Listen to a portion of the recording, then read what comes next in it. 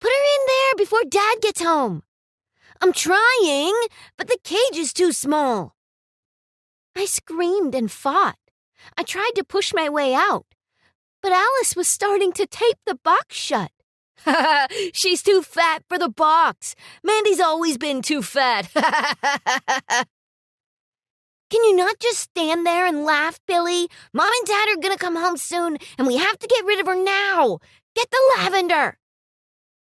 I don't know what it is about that perfume, but every time I smelled it, I would just instantly fall asleep. And that time it worked as well. In seconds, I was snoring.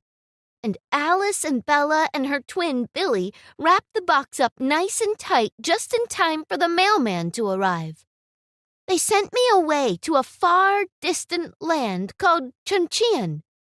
And I never saw them or my mom and dad ever again. And guess what?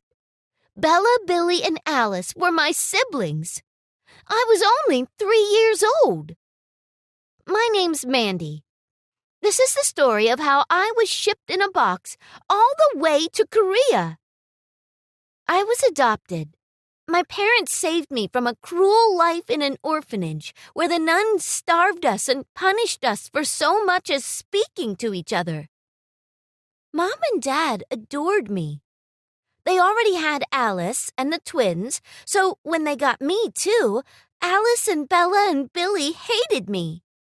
They thought I was trying to steal what was theirs, but that's not true at all. I was 3. I didn't know any of that stuff. I always thought Alice would be the heiress. After all, she was the eldest. I just loved having parents. I just loved not being in that orphanage. But Mom and Dad began to love me more and more, even more than their own children. I know we're not supposed to have favorites, but this will be our little secret, okay? She would tell me that whenever she'd sneak some dessert into my bedroom late at night. She and Dad would often come and read me stories at night, and they would always give me chocolates and parfaits and donuts. Things my brother and sisters were never allowed to have.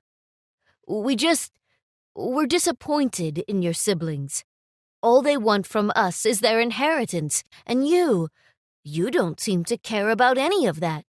You just love us for being your parents. Sometimes I wish you were our real daughter.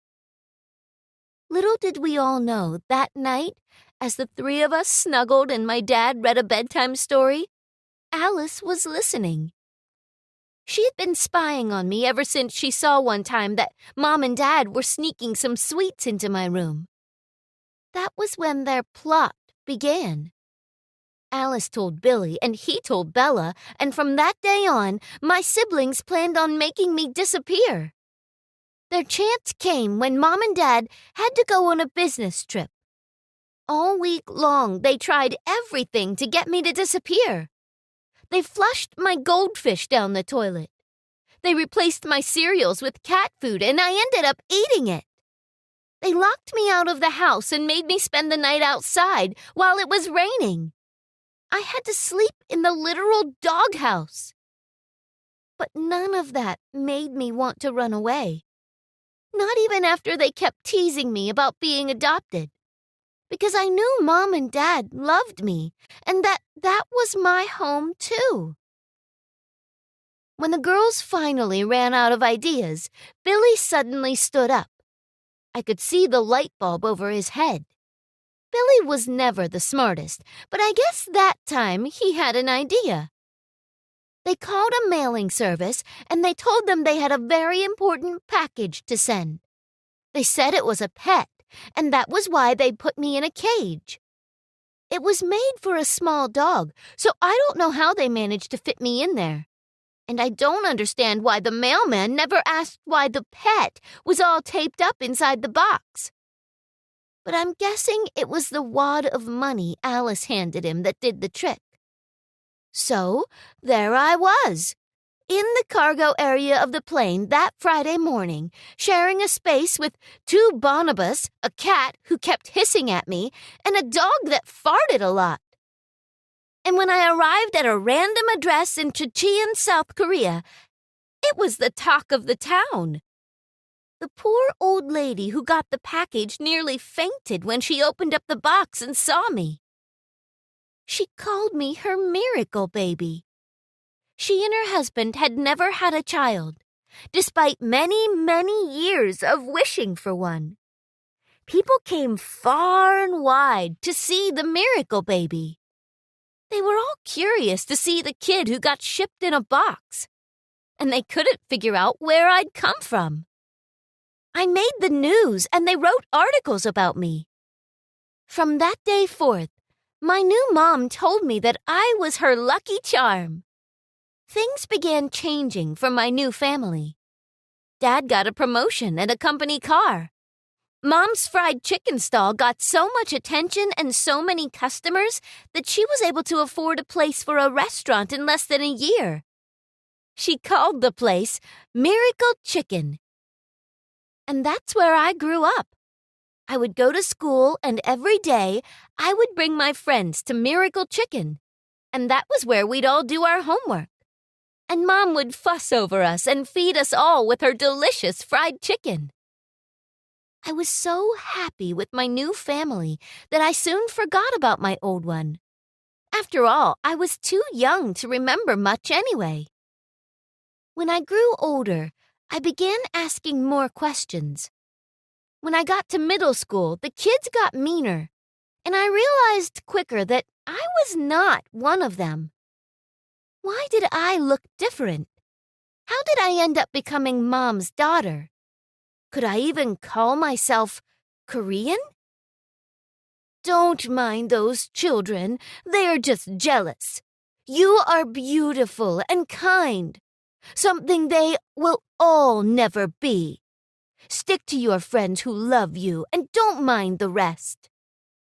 I hugged my mom and thanked her, but unfortunately, it wasn't all as easy as that.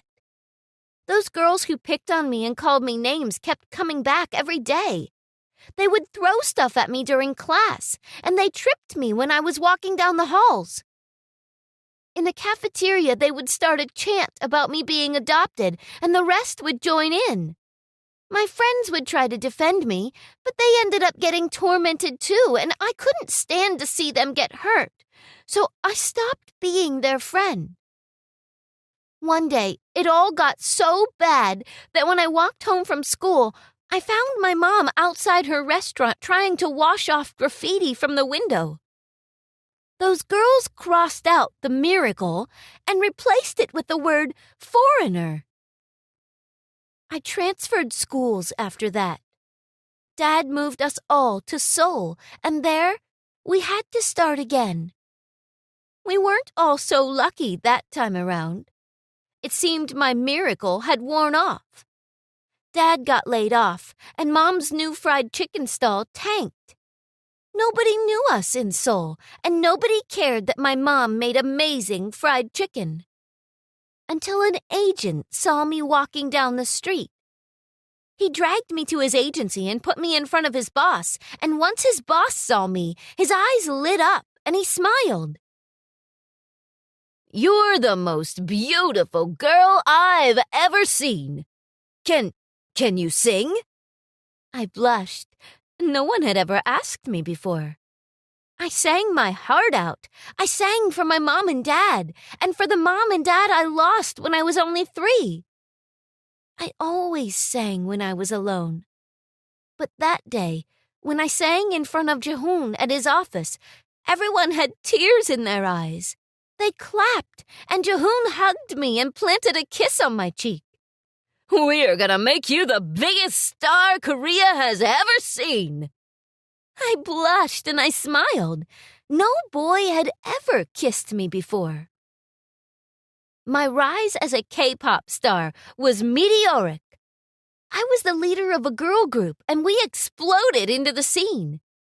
Suddenly, I was doing tours and making so much money, I didn't know what to do with it. I gave it all to my mom and dad, and together they built up Miracle Chicken again. And in only a year, it became one of Korea's biggest companies. Mom and Dad were so proud of me, and that's all I really cared about. I was only 17. All I wanted was to make my parents happy. They retired and left the business to me, and I left the spotlight. Jahoon was so sad to see me go. So were my girl group. So to celebrate my farewell, we did a world tour, and it took me back to where I grew up. I dreaded it. I didn't know what awaited me back there. But as soon as we landed, everything felt so good. Everything felt like home. Crowds gathered around us. They chanted our names. My farewell concert was an absolute hit. There were girls screaming my name, boys who professed their love. But in the midst of all that, I only had eyes for Jahoon. And how I know I'll miss not seeing him every day. I went up to him, eager to confess my love, when I heard a voice I would never forget. Mandy! Mandy! It's us! Your siblings! We're such huge fans! Mandy, sign my photo of you! My little sister's a superstar! I can't wait to tell my friends! I visited them. I saw that my old mom and dad had retired and left Alice the company. And I saw that they were not doing great. There was a foreclosure notice on the house. I hugged Mom and Dad and told them I would help. But I saw the greed in my siblings' eyes. I knew they wanted to use me, my money, and my fame. So I gave them what they deserved. I invested in the company, heavily, until I owned 70% of it, and none of them could do anything. I bought the house from the bank so they couldn't seize it, and then I gave it to Mom and Dad. I leaked it to the press that it was Alice, Billy, and Bella who put me in a box and shipped me to Korea. I fired my siblings and threw them out on the street. Nobody would hire them after all that scandal. And then I flew my Korean parents in to live with my old mom and dad. We were a weird bunch. 2 sets of parents and an adopted child. But soon enough, we became a happy family. Because Jahoon and I got married. And now we're expecting twins.